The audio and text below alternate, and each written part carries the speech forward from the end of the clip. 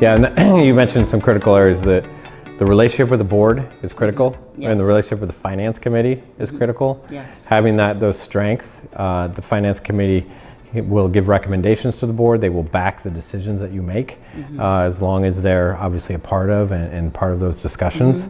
And then we talked about this before, managing the organization almost like it's a for-profit business, right? Not always creating a budget that is a net zero budget, because sometimes things don't work out how we expect. And if that is the case, we need to have a plan and a scenario plan to support when contributions don't come in, when funding isn't what we thought it might be.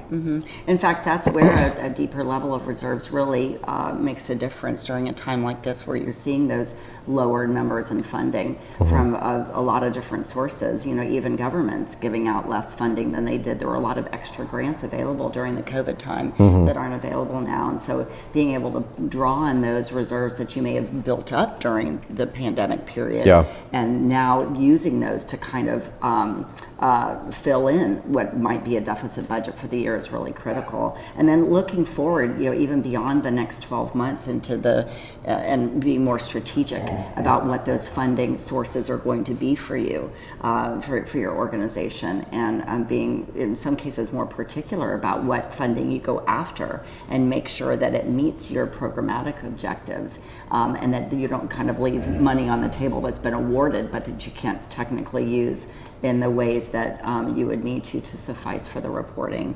So, so again, going after unrestricted dollars is the best, but I think there's generally not enough unrestricted operating dollars out there and available to nonprofits today. Great. Hope you enjoyed the first of our series.